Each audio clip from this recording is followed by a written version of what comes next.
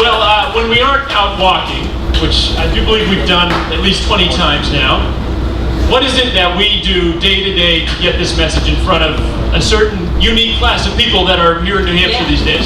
So when we are walking, part of what we're doing is talking to citizens along the way, building this grassroots movement in New Hampshire so that when we get these out-of-state visitors that bring a lot of press, bring a lot of attention, I'm talking about the 2016 presidential candidates. Visitors, yes. No matter where they go, they face New Hampshire voters who have the same question, and that's what will you do to end the corrupting influence of money in our politics?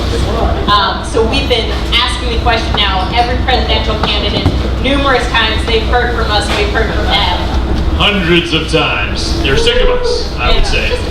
Just about. But they love us too. They get to know us. Some of our all-star bird doggers.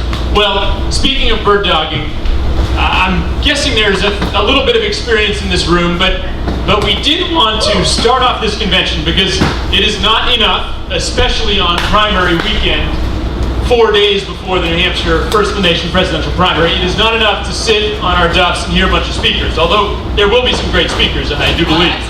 We need to be deploying around southern New Hampshire to get this question and to get our tricorner caps and everything in front of the candidates in the national media, who are all right across the street, by the way, and a few of them here at the back. Welcome. So, how are we going to kick off this convention, and who are we going to bring up to help us? So, kicking off this convention, so fitting, because they've been there right from the beginning. Arnie Alpert and Olivia Zane from the American Friends Service Committee, who've been running the Governing Under the Influence campaign to bring it in. These guys are the original bird doggers. And what are we going to ask them to do? They're absolutely the pros, and they're going to lead a bird dog training for all of us here, so that when we get some actions going later this weekend, you guys will all be ready. And I'm guessing there are some trained and experienced bird doggers in this hall, right? Yeah, some of us have been out there many times, but you can't get too much practice because, folks, this is really when the stakes are highest. We have literally 4 more days before New Hampshire turns into a pumpkin and the show goes on, and we must take advantage. So we hope you will participate in this short half-hour kind of advanced training session, and then we're going to dive into our first program, Conservative Voices on Solving Big Money Corruption. Over to Arnie and Olivia. Great, thanks Dan and Sandy. So our project that we've been doing alongside the New Hampshire Rebellion for the last year and a half is called Governing Under the Influence. Now everybody here knows what driving under the influence is, right?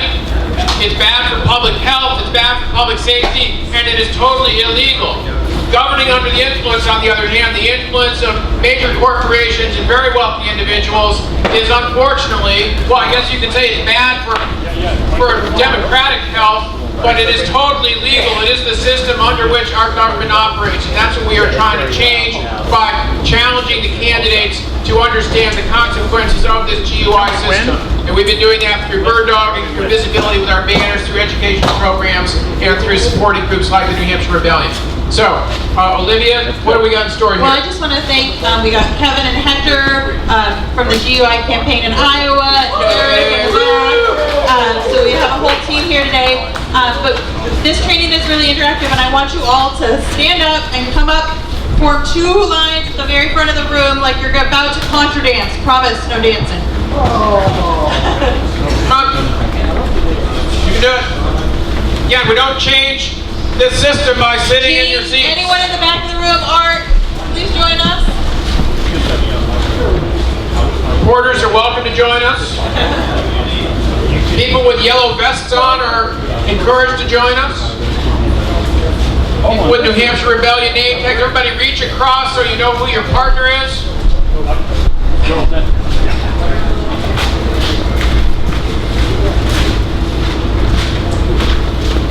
Okay. Does everyone have a partner? People still in motion here.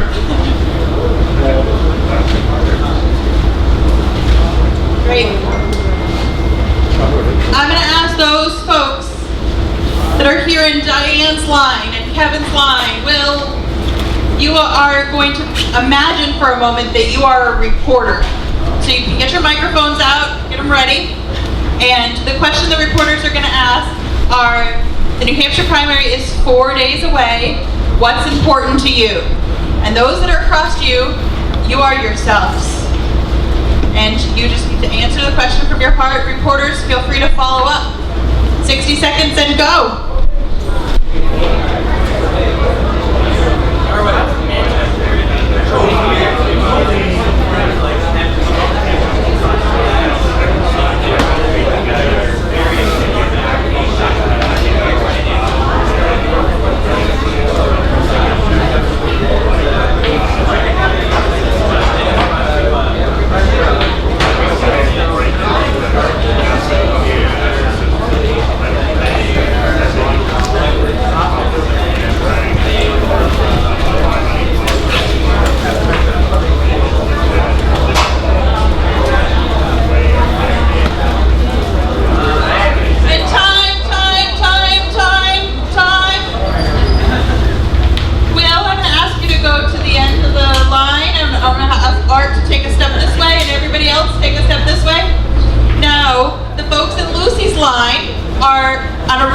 So you have to imagine that you're a reporter for a moment. You can get out your microphones. The question is, what issues are important to you we've got 4 days until the presidential primary. So what's important to you? And the folks now step out of a reporter role. You are now yourself again. 60 seconds and go.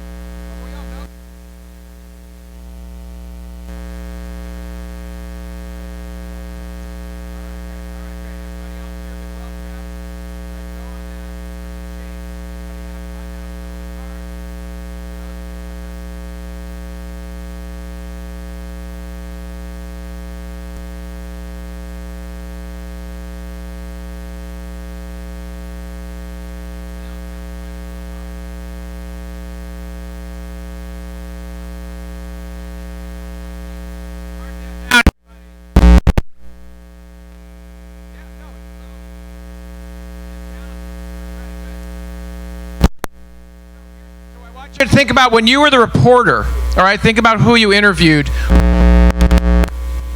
Who did a really good job? Yeah.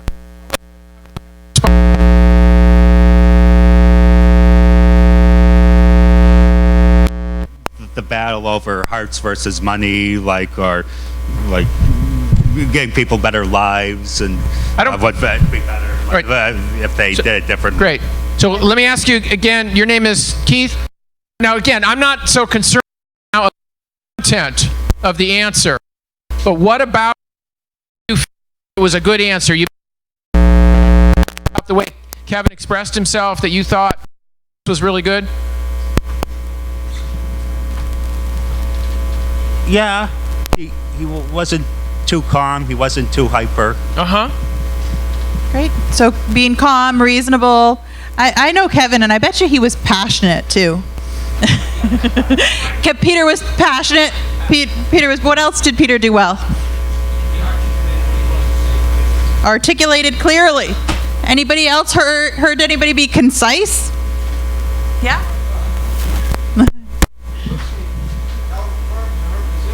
Held firm. Yep. knew what she wanted to say and was confident in doing this. Did anyone tell a personal story? Started out as a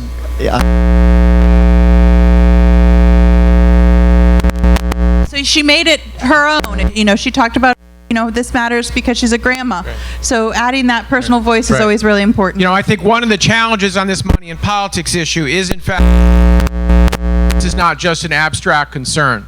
This is not just a bunch of people who, you know, studied civics in high school and think that there's a problem. We understand that there are real-world consequences to a system that's driven by corporate interests and driven by big money, and that those have real-life consequences for our families, for our community. And the more we can drawing attention to those things is why we need to solve the big money problem helps drive this forward.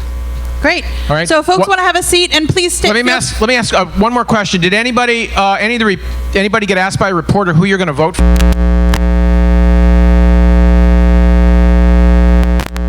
In the last 48 hours. All right. I bet you got it. And did you get asked who are you going to vote for? Yes. Yeah. Right. I got asked that just about 30 minutes ago, right in this very tent, from a visiting reporter from Japan. And he said, "Why are you here?" And I told him, and he said, "So, have you made up your mind about who you're going to vote for?" And so what do you imagine I probably said? Trump. There's guess one. Guess one is Trump. Guess number two? I'm not sure. Guess number three? Yeah, all right. Here's what I'm going to recommend. The point of the New Hampshire Rebellion, the point of governing under the influence, is about changing the political discourse and generating a demand for solutions to this problem of a political system that is run by money instead of being run by voters. You've got to use every opportunity to draw people back to that question. So when they ask you, what do you think of Hillary Clinton, or what do you think of Bernie Sanders, or what you think of Donald Trump, or whoever, who are you going to vote for? Our recommendation is to use that to pivot back to the issue. And if you feel like you must talk about who you're going to vote for, try to frame that in terms of how that relates to this issue, which is of the utmost importance. All right, that's just a little bit of advice. Great. If folks want to have a seat, and you know, being prepared, having a firm position, being confidence, being comprehensive, being calm, being passionate, being clear, all of those, being focused, concise, all of those make for good bird dog questions. And when you talk to the media. So because it's a New Hampshire primary, there are candidates just roaming around, and we have one right here. So we're going to just imagine that we are in a tent in the middle of a park in Manchester, and we are in a town hall meeting. And in walks Mr. Jefferson Lincoln. Jefferson Lincoln, you are... Jefferson Lincoln.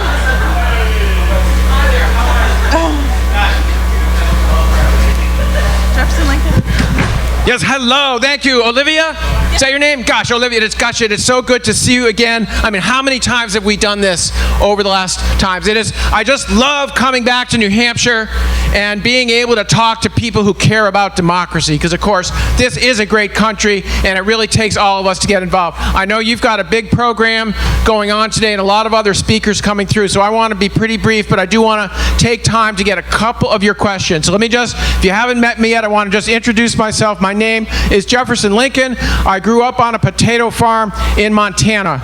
But instead of going into the potato business like my dad and my mom, I decided that I wanted to develop a value-added product to contribute more to the economy. So I started a potato chip business, and we were very successful. We created jobs, we paid taxes, we provided health care to school board, local politics, but I wanted to do more, and I became the president of the National Association of Snack Food Wholesalers. And in that capacity, I went down to Washington, and believe me, what I saw was pretty distressing.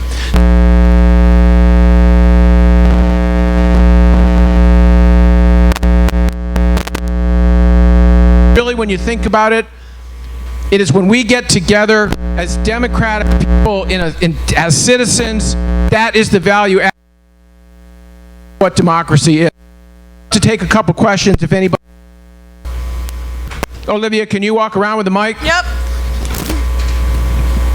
Hi, Mr. Jefferson Lincoln. It's Yes. a pleasure to meet you today. Yes. You said you're talking about your potato farmer. I've been concerned this election about the influence of the potato industry on our elections. What steps would you take in your first 100 days in office to address the issue of our of potato farmers having an undue influence on the election? Well, I think that's a great question. I really appreciate that, your understanding of it. But you know what I think, Matt? Matt, is that your name? Yeah, Matt, I think that the potato farmers, just like everybody else, has a right to participate in our system. And I think, again, that's what's great. We've got this great marketplace of ideas. Potato farmers, zucchini farmers, lettuce farmers, all of them get to talk about what's important to them. Thank you. Do we have another question? Yes, sir. Yes, sir. Over here. Hi, thank you very much for being here, Mr. Jefferson. My question is, we have tons of information. We share this with the public. We're trying to affect change, but what I don't understand is why we don't not put more emphasis, not only in this state but in the entire country, on getting things on a referendum ballot, a legally applicable.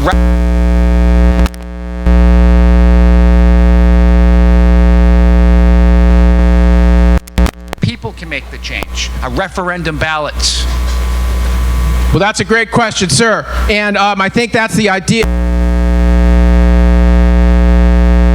Because even once you've got a referendum, if you've still got the ability of people who favor one side or the other to spend unlimited amounts of money to get what they want, that still can skew the difference. That still can skew the results. So we've got to think about what really is going to move our country forward, and a simple mechanism like that might be a good step, but might not be enough. Do we have time for maybe one more question? Yep. Yes, sir. Thank you for coming today. I'm from Iowa, and I saw you speak there. Oh, and, yeah. I thought you looked familiar, Yeah, I tried to ask you about the weapons contractors in the military-industrial complex because they're spending millions of dollars on elections and lobbying, and I didn't get a straight answer from you. So I was wondering what you would do to make sure that those private contractors don't have undue influence in the political process. Well, sir, I think that is a great question. President Eisenhower warned us about the undue influence of the military-industrial complex back in 1961. That's why I think it's important for every one of us to make sure that we know who we're electing, because if we elect trustworthy people to Congress, trustworthy people to the White House, then we're going to make sure that those people don't get to just have their way, and that the votes will represent the interests of the people. So I want to thank you for bringing that up. I want to thank everybody for coming, and hope that you have a great rest of your We the People convention. Woohoo! Thank you, Jefferson Lincoln. So when we think about the questions that were asked, what makes a good question? Simplicity, right? Simplicity makes a good question. What else makes a good question? Come on, we got a lot of experienced bird dogs. Personal, right? You got a personal story in there. Yes? Timeliness, right? Something that's focused and timely. What else makes a good question? Clarity, right? Something that people understand, that's educating the audience, right? When Jeff asked his question about the referendum, did you learn something? Did the audience learn something, right? So did you learn something from Kevin's question? Maybe, maybe not, right? So we want to also make sure that we're talking to the right audience. There's a whole row of media in the back. You're addressing the candidate, but you're also addressing the audience. So if you can make sure that you're addressing all of those audiences, and your question is educational, that really is important. It's also important that your question is concise. It makes sense, right? That it has a really good, strong ask. You're putting the candidate on the spot. How about a question that has to be answered in black or white sense? So often you ask a politician or somebody else a question, and they somehow manage to appear to answer it, but not definitively in its manner. Right, so sometimes that happens. Candidates are trained in their talking points and they're disciplined, and sometimes they don't answer the question. So we could work in teams. We could go to these events, the town halls, in teams, and to follow up on each other's questions. There are ways where if you ask a question that's really pointed, that puts the candidate on the spot, everybody in the room knows that the candidate didn't address that question. If you ask a vague, open-ended question, they can give a vague, open-ended answer and sound very convincing. If you ask something that really puts them on the spot, that aims to pin them down, and they give a vague answer, everybody in the room is shaking their heads. Great. So be brief, be focused on one issue that is important, educate, and put the candidate on the spot. If you can spice it up with a personal anecdote or localize it in some way, that adds a lot to it. I would advise you to avoid jargon or avoid things that are overly technical in this type of context, because most of the people in the audience are not going to know what you're talking about. Great. And when you go to these town hall meetings, you want to arrive early, so that you sometimes have to wait, arriving, if someone's leading in the polls, arrive an hour before the, Great. Sorry. You want to have your question ready, prepped. You want to ask your question early. You never know if they're going to take 3 or 10 questions. You want to stick your hand out. Politicians love to shake hands. Hold on and ask your question. A lot of the events that are happening over the weekend are rallies. You're going to have to catch the candidate on a rope line if you're going to ask your question. Working in teams or more and dispersing, knowing what the candidate's position is ahead of time, doing your research, being calm, being reasonable, taking notes, being prepared and ready to speak to the media. And if you can record it. Somebody on your team can record it. You can blog about it. You can put it on Facebook. You can tweet about it. You can put it on Instagram. Be the media, and be creative and improvise, and definitely share what you have learned. It's so important that we're sharing this information. The candidates are coming. There's hundreds of events in the next 4 days. Actually, over 100 events in the next 4 days. So there are plenty of opportunities to get out to town halls, to go do meet and greets, and really try to infuse this issue into the debate and the discourse at every single town hall meeting in the next 4 days. Great. You can go to gui.afsc.org. I know that the Rebellion also puts a candidate calendar on their website. And there's a printout over here. Give us a call if you need any other tips or advice. Great. Thank you so much. Big hand for Arnie and Olivia. Thank you guys so much. They are seriously the best bird doggers, and they took time out of the day to come here. So huge thanks to you guys. If you have questions about bird dogging this weekend, if you're interested in bird dogging, come right over here to the New Hampshire Rebellion Action Headquarters. We're trying to get out to as many events as possible, and that only works if we have you guys volunteering. So come over, sign up. We're looking today, the first event would be leaving around 3:30 to go to a Rubio event. We're hoping to walk over just down the block a couple blocks to the 100 Club, where Secretary Clinton and Senator Sanders will be. And then there are 2 more events around 6 this evening, John Kasich and Carly Fiorina.